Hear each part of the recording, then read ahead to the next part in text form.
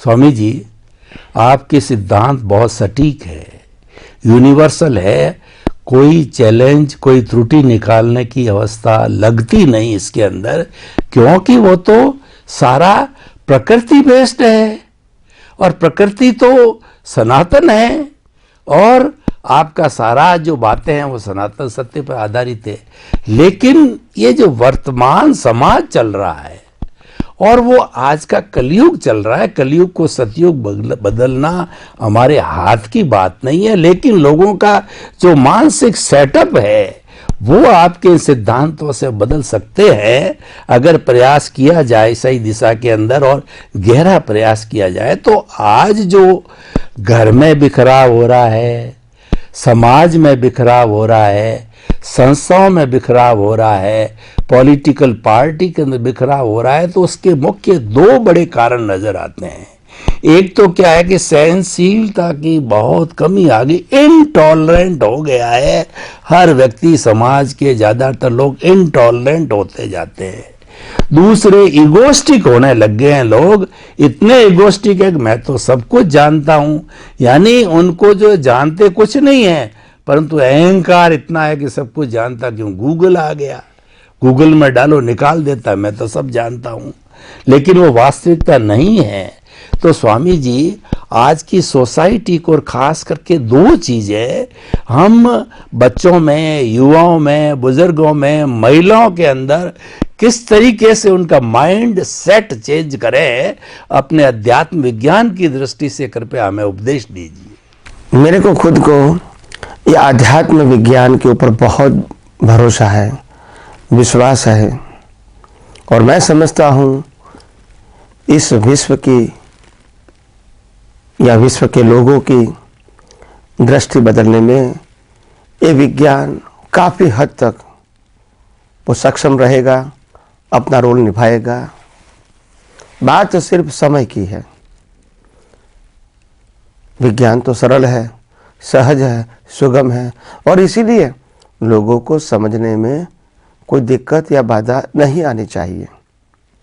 यहाँ कोई टेढ़ी मेढ़ी बात नहीं है, यहाँ कोई मन वचन काया की क्रिया की बात नहीं है, यहाँ कोई फॉर्मेट की बात नहीं है।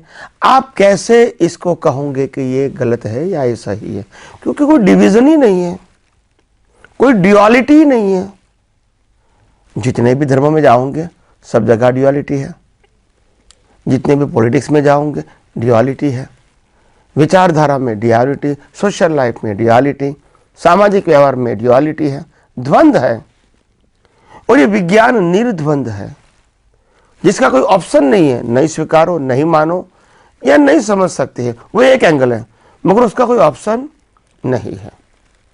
दूसरी बात, ये विज्ञान एक कलयुग के अंदर वैसे तो होता ही नहीं है, क्योंकि जितने भी महान पुरुष आ गए, अनुभवी पुरुष, वो भी विज्ञान को विज्ञान की भाषा में पेश करने में असफल रहे, क्योंकि लोगों का स्वीकार करना, एक्सेप्टेंस, वो डिफिकल्ट था।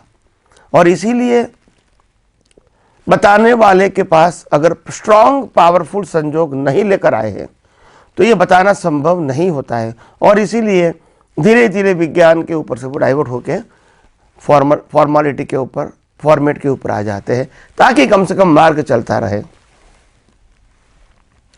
मगर ये विज्ञान जिस प्रकार से हमारे माध्यम से नैमित्तिक रूप से, जिस प्रकार के कुदरती कानून के मुताबिक और कुदरत के सहयोग के मुताबिक, जो कुदरत ने संजोग दिया है उसका मुताबिक जो ये विज्ञान सबके सामने पेश हो रहा है, सबके प्रश्नों के उत्तर का परमानेंट सॉल्यूशन दे रहा है। और कई सारी बातें तो ऐसी होती है जिसमें प्रश्न का अस्तित्व ही खत्म हो जाता है। यानी प्रश्न का, ये विज्ञान सिर्फ प्रश्न का उत्तर नहीं देता है, आपके प्रश्न का एग्जिस्टेंस ही खत्म कर देता है। कहने का मतलब ये है, ये विज्ञान इतना पावरफुल है, और ये पावरफुल होने के नाते सरल और सहज और सुगम है। ये प्लस पॉइंट है। विज्ञान तो पावरफुल है, मगर इसका प्रेजेंटेशन इस कलयुग के अंदर इतना सरल, सहज और सिंपल निकला, जो अनपढ़ लोग भी समझ सकते हैं, जो शास्त्र नहीं जानते हैं वो भी समझ सकते हैं, जो फॉर्मेट को फॉलो नहीं करते हैं वो भी समझ सकते हैं, और फॉर्मेट को फॉलो करते हैं वो भी समझ सकते हैं। कोई भी व्यक्ति जिसके पास कॉमन सेंस है और वो रिजिड नहीं मगर ओपन माइंड का है, सभी व्यक्तियों के लिए विज्ञान समझना आसान है। तो मैं समझता हूं जिस प्रकार से मेरी भावना है और कुदरत का सहयोग भी मिलता रहेगा और मिलता रहा है, तो 1000 यानी 1000 स्पिरिचुअल साइंटिस्ट को मैं बनाना चाहता हूं। जिस प्रकार से मैं स्पिरिचुअल साइंटिस्ट हूं, उसी पदवी उनको दिया जाएगा। वो भी स्पिरिचुअल साइंस समझ के, उपयोग करके, अनुभव करके, अपनी भाषा में, अपने एग्जाम्पल के साथ ये विज्ञान को दुनिया के सामने, समाज के सामने, व्यक्तियों के सामने पेश करेगा और स्पिरिचुअल साइंटिस्ट के लेवल से वो पेश करेगा। ऐसा नहीं कि is assistant of me, not like that way, and he try to present as a person my name. ये भी सब्जेक्ट आध्यात्म विज्ञान में नहीं रहेगा। आध्यात्म विज्ञान के अंदर सिर्फ विज्ञान को समझना है, विज्ञान को उपयोग करना है, विज्ञान का अनुभव करना है और विज्ञान को ही बांटना है। अनुभव भी विज्ञान का करना है, कोई व्यक्ति का नहीं करना है, और न ही कोई व्यक्ति के नीति नियमों को फॉलो करना है। ये रिलेटिव शब्द हो जाएगा। फिर विज्ञान के, कुदरत के कानून को ही समझना है, फॉलो करना है, 6 तत्व को ही समझना है, कुदरती रचना को ही समझना है। तो मैं समझता हूं देर जरूर लगेगी, मगर भारतवर्ष के और विश्व के जितने भी धर्म हैं या धर्मगुरु हैं, ये विज्ञान को विज्ञान की दृष्टि से समझने में बहुत आकर्षित हो गए इन फ्यूचर। और कई लोग ये विज्ञान के माध्यम से अज्ञान खत्म करके मोक्ष की ओर आगे बढ़ेंगे और मोक्ष जा भी सकते हैं। और जो लोग ये विज्ञान के माध्यम से ही अगर मोक्ष में नहीं जाना चाहते, उनका जीवन भी, बाह्य जीवन कहो, अभ्यंतर जीवन कहो, इतना सुंदर रहेगा ताकि बाह्य जीवन और अंदर जीवन के संघर्ष ही नहीं रहेगा। जैसे रामकृष्ण महावीर का बाह्य जीवन एबनॉर्मल था, सामान्य नहीं था, भयंकर दुख, भयंकर प्रॉब्लम, भयंकर सफरिंग था। अंदर का जीवन एकदम शांत था, बिकॉज उनके पास ये कुदरती कानून, कुदरत और कुदरती ज्ञान अनुभव के रूप में था। अंदर से एकदम पीस ऑफ माइंड, और बाहर तो कर्म के, उदय कर्म के अधीन चलता ही रहेगा और चलता ही रहता है। हमारे जीवन में भी यही होगा।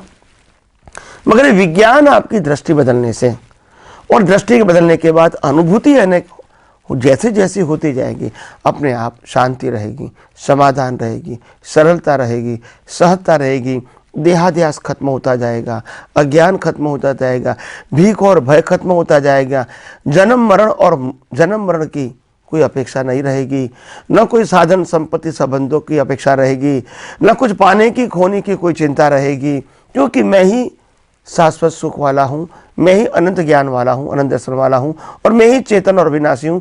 तो मेरे से बड़ा अस्तित्व के रूप में कहो या क्वालिटी के रूप में कहो, कोई हो ही नहीं सकता है। और इसलिए मेरे को कुछ पाना है या खोना है, दोनों सब्जेक्ट नहीं रहेंगे। और इसीलिए जिसको भी मोक्ष में नहीं जाना है, उनके लिए भी अपने जीवन में शांति और समाधान प्राप्त करने के लिए ये विज्ञान समझना बहुत आवश्यक है। और इसीलिए आध्यात्म विज्ञान ईस्ट और वेस्ट दोनों कल्चर को सहाय करेगा। तो मैं समझता हूँ ये आध्यात्म विज्ञान भविष्य में पूरे विश्व को एक नया राह दिखाएगा, नई दृष्टि दिखाएगा, नया पाथ देगा।